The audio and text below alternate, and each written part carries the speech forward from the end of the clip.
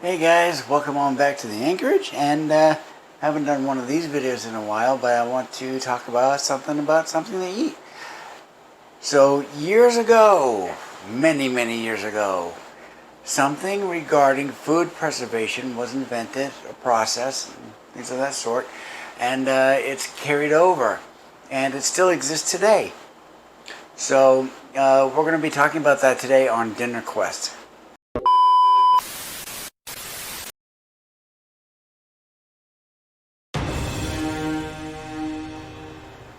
Alright, so what am I talking about?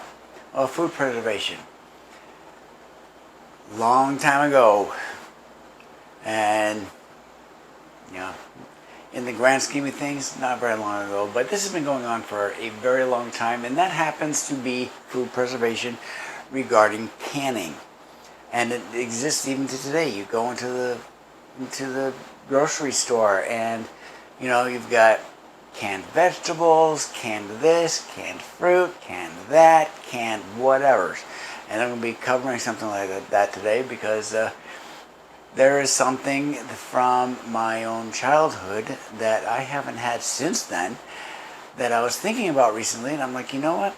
I actually liked that, and I wonder if it still exists. Well, I've known it still exists because I'd go past it on the shelves and I'd just be like, maybe someday. And today's that day because I'm finally in the mood for it, and I'd like to share it with a friend of mine. So whatever I don't eat, I'm going to be saving it aside and offering a piece or two to my friend. Is actually going to be a house guest for a night, maybe two. I haven't found out for sure, but at least one night. But in either sense, so for different canning things, yeah, you go into the store and you see cannings. Like, here's some baked beans. It's small. It's good enough for like one, maybe two people, depending on the appetite. I've got, this is from Progresso. It's New England clam chowder, and I can't say it's real New England clam chowder. It's a try. Real New England clam chowder would be very, very thick. This isn't necessarily thick because it needs to be easily poured out and stuff like that. You can add some cornstarch or some flour or something, kind of thicken it up a little bit, which I've done, and it works out pretty well. There's also not enough butter in this, so I actually add some butter to it to give it that buttery, kind of salty flavor. That's pretty good. Common things, meats, canned meats. Here's some tuna. I've also got chicken up there. But here's tuna, and this has a nice peel back tab, and it peels right open. The chicken doesn't have that for some lame reason. I don't know why.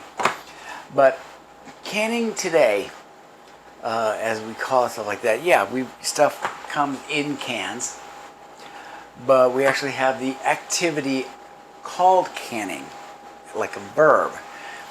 It was like canning back in the day was, using actual cans, but it progressed into using jars.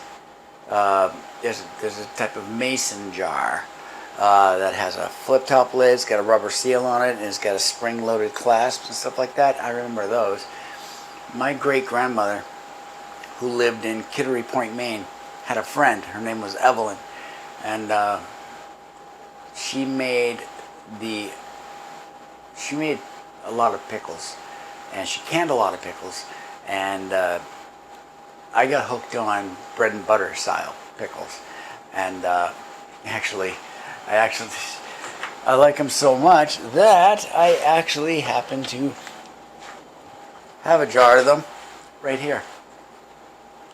Have I opened these? No, but they're there for when I'm ready, and they're gonna be good for a good long while. And the whole idea about canning is to preserve, like I mentioned. So if you can it today, it's going to be good for months, if not years, if canned properly. There is a process involved, but this is sealed and there's no oxygen in there. And when you open it up, you hear a pop of the lid. So they've got that, and people can can on their own because you go into the stores, you go into Walmart or whatever, stuff like that. You always see Ball, the manufacturer named Ball jars and things of that sort. I happen to have one here that I have some rice in. This looks to be, if I remember right, it's a brown rice, so it has the husk on the actual grain, so that because that's where more of the nutrition is. And I actually prepared this by heating up the glass, putting in the rice, and then I have an oxygen absorber in there. I drop that in, and then I seal it up tight. This one was put together on April 15th of 2025, so last year. And this is going to last X number of years. And I keep it right up in my cabinet. Now, let's go to when I was a kid. When I was a kid, we had something canning, that's canning based. And it's, I tell you, it's got to be straight out of the 50s, post-war type stuff, because post-World War II, canned foods were nutty. They went crazy. And everybody decided to jump on that wagon. And they were buying canned foods left and right. And, you go in through the baby boomer era, stuff like that. Well, I'm Gen X, but I was raised by Silent Gen, as if I was a baby boomer. I'm not. But, Gen X, but I've got a lot of baby boomer ways. So, don't call me a boomer, because I'm not. I'm Gen X. You're going to forget about me. Just like after you get done with this video. You're going to forget about it. Don't worry about it. No insult taken. But in either sense, a little bit of a treat is that, during canning of foods, many soups, such as this chowder, the chowder is made up, it's put in the can, it gets sealed up, and then it gets cooked in the can. There's a process for that. Campbell's soup does it like crazy. And all other soups are done in the exact same fashion. Let's put all the ingredients in the can, get it sealed, and then we're going to go cook it. And that's how they do that. And that is not restricted to just soups. What if I told you it would be bread? We can do bread in there too. It was funny because as a kid growing up, we had this thing called brown bread. Now you know what I'm talking about, at least you should. It's where the dough is put into the can, sealed up, and then it goes through the cooking process, whether it's baked or if it's put through boiling hot water for X number of time. It's no never mind to me. It gets cooked, and there it is. And then I would watch my mother, and I've actually done it a few times, where you undo the can, you take the bread out. This process is actually done using tin foil. You wrap it up in the tin foil, you stick it in the oven for a half hour, and next thing you know, you've got hot brown bread. And it's got no cholesterol. It does have fat, but eat responsibly and you're fine. A slice, maybe two. The thickness is dependent on your flavor. How much of it do you really want? I only ever got pieces that are like a half inch, maybe a hair more, no more than 3/4 of an inch, because then it starts, that's getting too thick because you've only got so much of it. And I happen to have it right here. Here's a can of it right here. This is by the tried and true B&M, a New England tradition. Brown bread is a New England tradition. So, and for me, it's a New Hampshire tradition because I'm from New Hampshire. But it says New England tradition, B&M. We would do baked beans a lot of the time. We beans and dogs and stuff like that. But occasionally we would get one of these to have with dinner, and my mother would make it up and I'd help her out with it. So we are actually going to make some brown bread. So why don't we get started on that?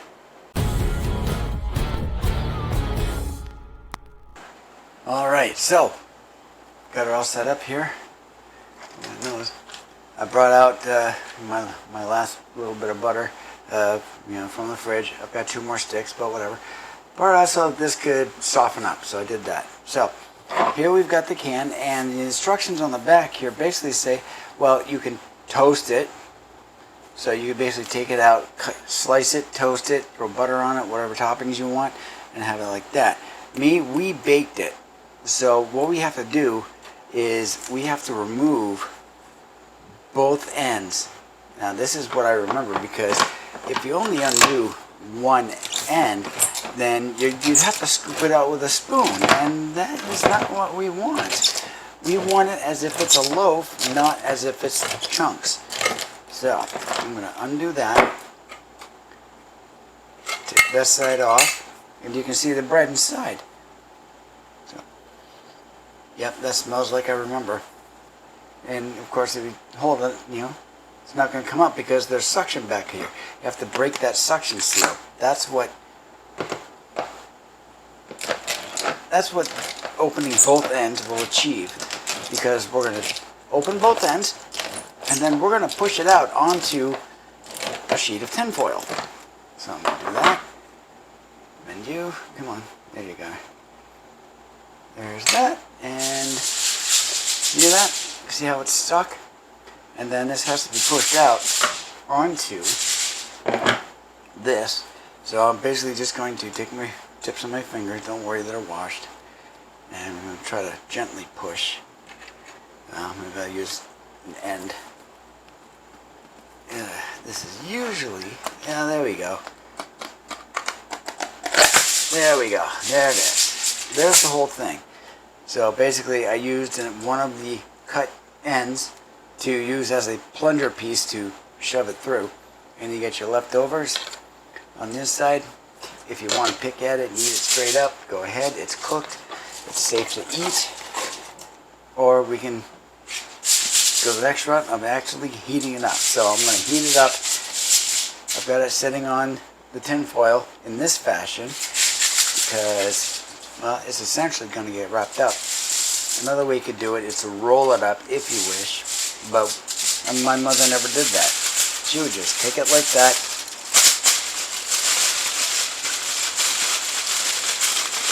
just roll it again. My piece of tin foil is, overly long, so pardon me for that. And then she would just close up the ends like so. And then it's ready to go into the oven, 300 degrees for 25 to 30 minutes. So I'm going to throw that in here, and then when I come back, I'll be taking it out. So here we go.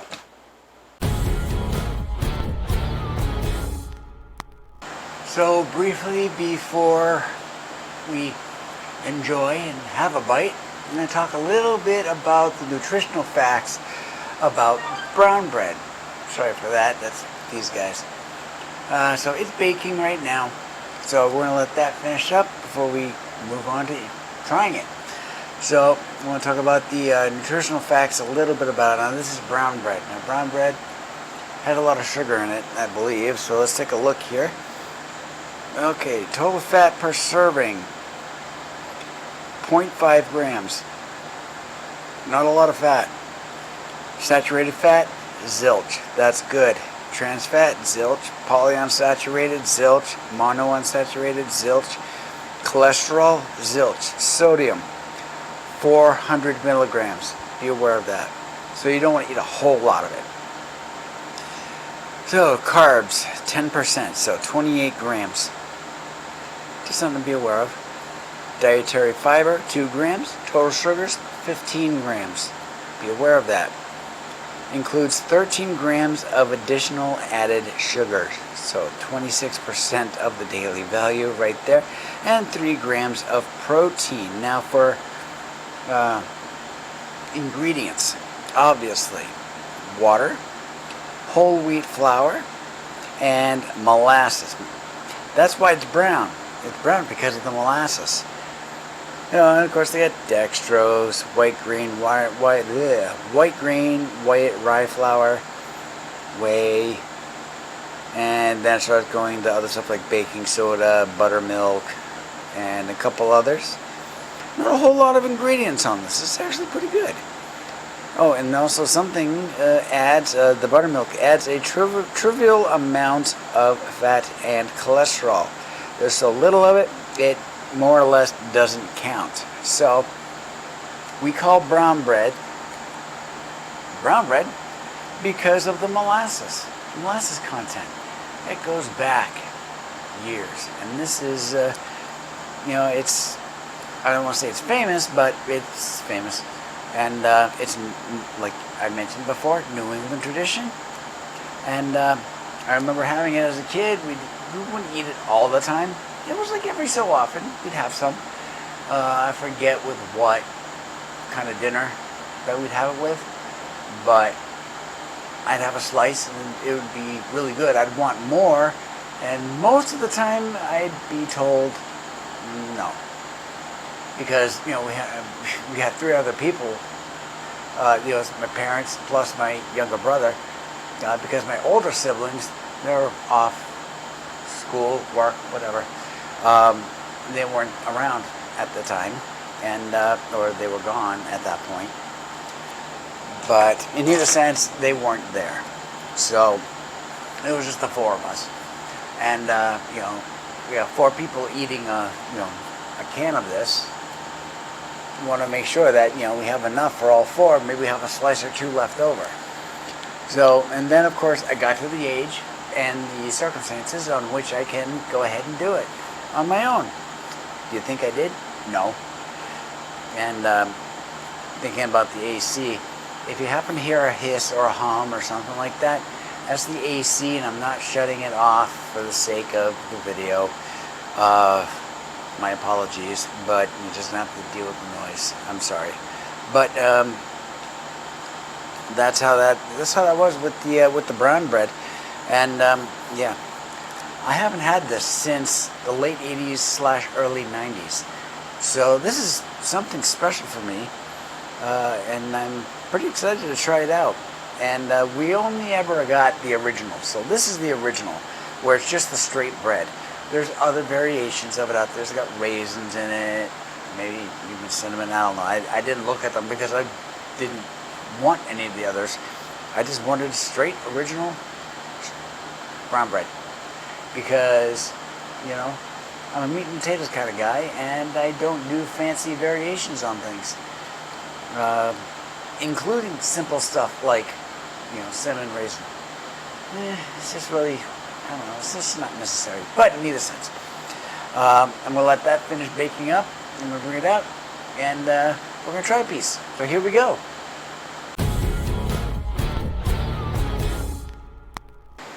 All right, we are now all ready, and I have it right here.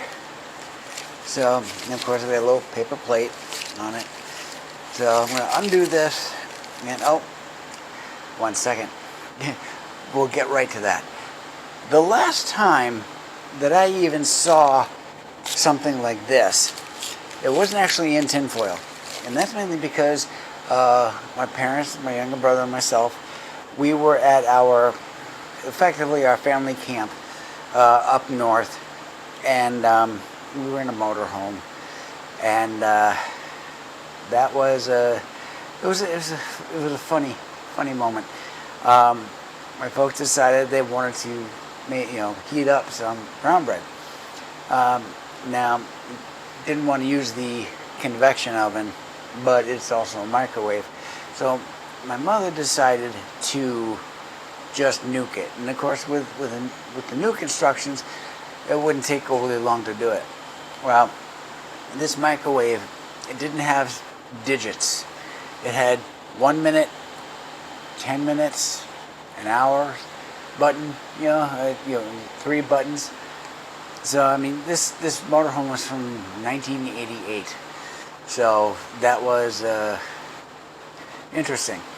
So my mother did what she could. She got it all prepped up. She was following the instructions. She put it in, and she hit the buttons because it was above us, and kicked it off, and went back to sit down to continue working on the stuff for our dinner.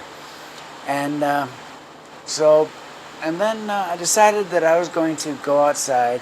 My younger brother and myself, we were going to play catch using something that mimics the game of highlight. Basically, it's got that curved thing, and it's got a handle on it, and it's got a little plastic ball, and you You throw it back and forth. There you go. Awesome. So we're out in the street and we're playing catch, having fun. And some time passes. And then all of a sudden, the door to going into the motorhome flies open. And some big gigantic thing comes flying out like a smoke bomb, smoldering smoke, leaving a trail, and it goes bouncing across the site underneath the picnic table on the opposite side and just billows smoke like crazy. And my father is yelling like crazy at my mother. Turns out that was the brown bread. And in his and even my own investigation, we determined that she didn't set the microwave to the prescribed amount of time to properly heat up the bread. She overclocked it. It had been going for 20 minutes. She wanted 2 minutes, and she set it up for 2 hours.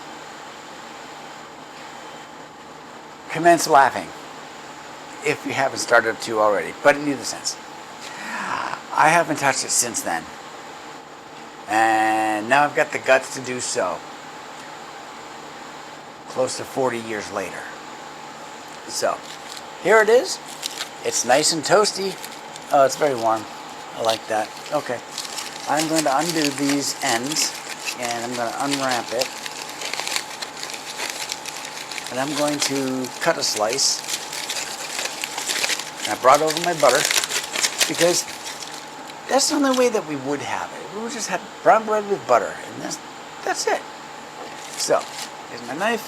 I'm going to cut myself a little piece. Yeah, it's cut like that. This is about a centimeter. A little more. It's right between a centimeter and 3/4 of an inch. It's about the thickness that I would have it as a kid. It's very warm inside. It smells great. It smells just like back then. Although I will tell you, the flavors of the past were more intense, more upfront than they are today. And I will say, that is how this smells right now. So I'm going to just clean off my knife a little bit there. I'm going to take a little bit of butter, if I can not slip around all that much. I'm going to place it on here. I'm going to spread it around a little bit. It's not completely soft, so it's still a little chunky. Not a big deal. I'll put up with it. I'm French, so a little extra butter is not a bad thing. Especially to French people. Alright, so I'm not doing like a whole spread. Just a little bit, enough so I can take a bite. So, first time in nearly 48 years. Why don't I see how this is?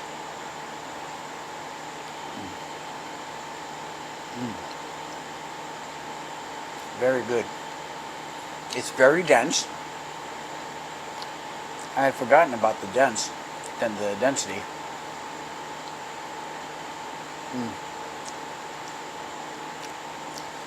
It's got a lot of molasses flavor. It's really, really good. It's very tasty. Yeah. Does it make me feel like a little kid again? No.